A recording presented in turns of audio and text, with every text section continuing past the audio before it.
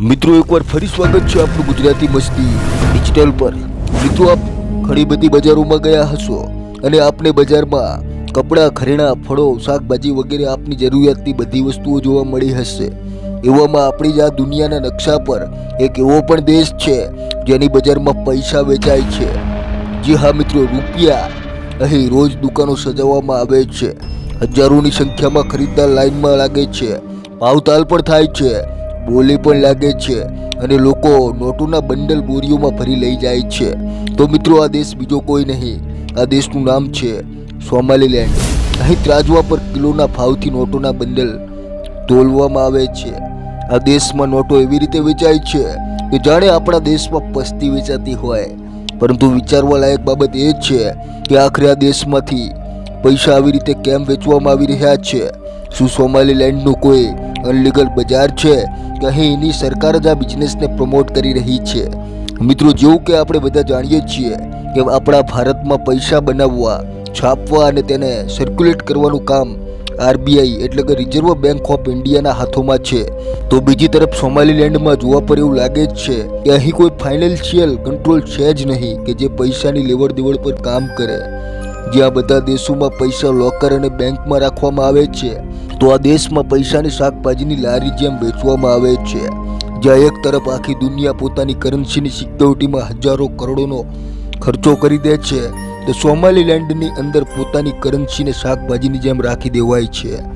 અને આ બધું આ દેશના કોઈ નાના મોટા શહેરમાં નહીં, પરંતુ તેની રાજધાની હક્કીમાં થઈ રહ્યું છે।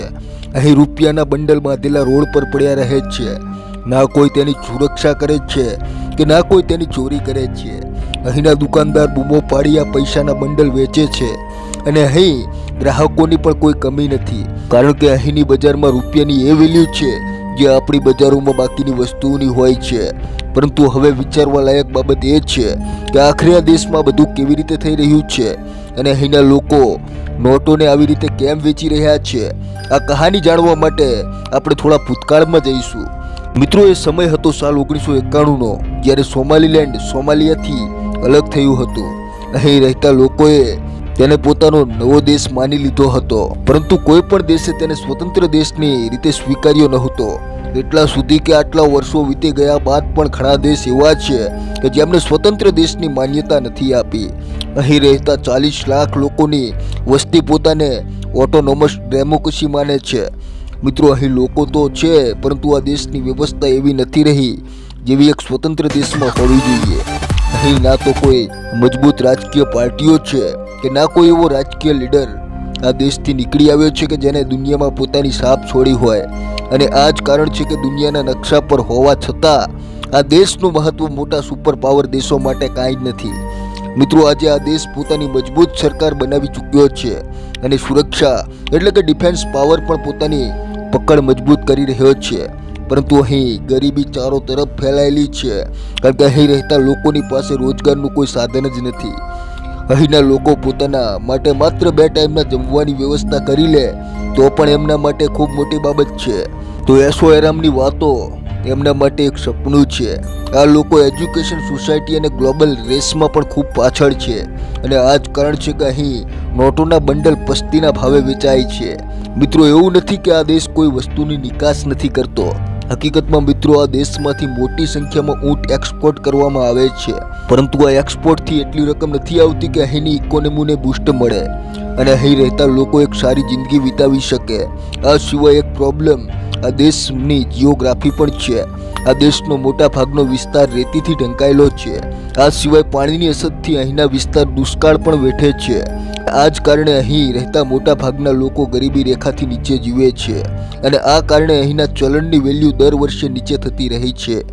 મિત્રો, એક સમય એવો હતો જ્યારે અમેરિકન ડોલરના બદલામાં અહીં 8 થી 9 હજાર સોમાલી લેન્ડ ચલણ નોટો મળી જતી હતી અને જો કોઈ $10,000 દેતા તો તેને કિલોના હિસાબથી આ નોટો આપવામાં આવતી, એ પણ 1-2 કિલો નહીં, પૂરા 50 કિલો।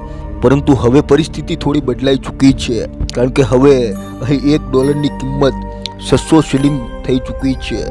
મિત્રો, અહીં રહેતા કોઈ વ્યક્તિને સિગરેટ પણ પીવી હોય તો તેને 500 અથવા 1000 શિલિંગ દેવા પડે છે અને થોડી શાકભાજી ખરીદવા માટે થેલો ભરી નોટ આપવી પડે છે। અને જો કોઈને ઘરેણાં વગેરેની ખરીદી કરવી હોય તો તેને લારીમાં નોટો ભરીને દુકાન સુધી પહોંચાડવી પડે છે. અને મિત્રો, જેવું કે આપણે બધા જાણીએ છીએ કે હજુ પણ આપણા ભારતના ઘણા બધા વિસ્તારોમાં કેશલેસ ફેસિલિટી માટે ખૂબ મથામણ કરવી પડી રહી છે. તો આ દેશમાં વર્ષો પહેલા જ લોકો કેશલેસ બની ચૂક્યા છે અને તેનું કારણ છે અહીંના ચલણનું ડિવેલ્યુએશન થવું. અને આ જ કારણે લોકો કેશલેસ પેમેન્ટ કરવું જ યોગ્ય સમજે છે. અહીં રહેતા મોટા ભાગના લોકો નાની મોટી વસ્તુ ખરીદવા માટે માત્ર મોબાઈલ પેમેન્ટનો જ ઉપયોગ કરે છે, કારણ કે અહીં ના તો વધુ ક્રેડિટ કાર્ડ ચાલે છે કે ના તો ડેબિટ કાર્ડ. અને માત્ર એટલું જ નહીં, પરંતુ આ દેશની અંદર એક પણ આંતરરાષ્ટ્રીય સ્તર પર માન્યતા પ્રાપ્ત બેંક મોજૂદ નથી. એટલે કે અહીં ના તો કોઈ બેન્કિંગ સિસ્ટમ છે કે ના એટીએમ છે.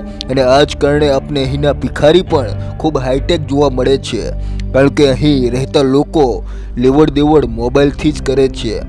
મિત્રો, આ દેશના બધા લોકોનું કેશલેસ થવાનું સૌથી મોટું કારણ એ છે કે કોઈ પણ નાની મોટી વસ્તુ ખરીદવા ઠેલો ભરીને નોટો ને જ્યાં ત્યાં લઈ જવી પડતી હતી, જેનાથી ખૂબ મુશ્કેલીઓ વેઠવી પડતી હતી.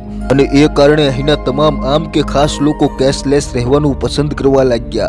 મિત્રો, આમ તો આપણી દુનિયામાં એવા ઘણા બધા દેશ છે જે કેશલેસ ફેસિલિટી તરફ આગળ વધતા જઈ રહ્યા છે. હર તરફ મોબાઈલ બેન્કિંગની એક નવી લહેર જોવા મળી રહી છે. પરંતુ સોમાલીલેન્ડમાં તો શહેરોની સાથે સાથે ગામડાઓમાં પણ લોકો નોટોને ભૂલી ગયા છે. આમ તો અહીં રહેતા મોટા ભાગના લોકો અભણ છે, પરંતુ એમ છતાં 16 વર્ષની ઉંમર બાદના 88% લોકો એવા છે કે જેમની પાસે મોબાઈલ ફોન મોજૂદ છે. અને આ લોકો મોબાઈલ ફોનનો ઉપયોગ વાત કરવાથી વધુ લેણ દેણ કરવા માટે કરે છે. અહીં રહેતા લોકો એજ્યુકેશનને વધુ મહત્વ નથી આપતા, કારણ કે આ નાનકડા દેશમાં રોજગાર વધુ નથી. અહીં રહેતા લોકો મત્સ્ય ઉદ્યોગ અને નાના મોટા કામમાં જોડાયેલા છે, જેનાથી તેઓ પોતાનું ગુજરાન ચલાવે છે. પરંતુ મિત્રો, આ દેશની ઇકોનોમી જેટલી પણ ડેવલપ થઈ છે એની પાછળ સૌથી મોટો હાથ ટુરિઝમનો પણ જણાવવામાં આવી રહ્યો છે. કહેવાય છે કે આ દેશની અંદર ઘણા બધા બીચ છે, ઘણી બધી રહસ્યમય ગુફાઓ અને ઘણા બધા જંગલ પણ મોજૂદ છે, જેના પર લગાતાર સંશોધન થઈ રહ્યું છે. અને આ સંશોધન કરવા પ્રવાસીઓ પણ ઘણીવાર આવતા જતા રહે છે.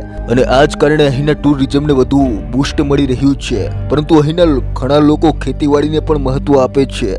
અહીંના લોકો ઊંટનું પાલન કરે છે. ધીમે ધીમે આ દેશ પોતાને વિકસિત બનાવી રહ્યો છે. અહીંની ગવર્મેન્ટ અને મિલિટરી પણ લગભગ ડેવલપ બની રહી છે. અને અંદાજા પ્રમાણે આવનારા વર્ષોમાં દેશ સંપૂર્ણ રીતે ડેવલપ થઈ જશે. અને પછી કદાચ અહીં આ મની માર્કેટ કોન્સેપ્ટ પણ પૂરો થઈ જશે અને અહીંની ઇકોનોમી અને ચલણ બાકી દેશોની જેમ વેલ્યુએબલ બની જશે. તો મિત્રો, આપનો આ વિશે શું અભિપ્રાય છે એ કોમેન્ટમાં જરૂર જણાવજો. સાથે ચેનલ પર નવા છો તો ચેનલને સબસ્ક્રાઇબ કરવાનું ના ભૂલતા. ફરી મળીશું એક નવા વિડીયો સાથે. જય હિન્દ.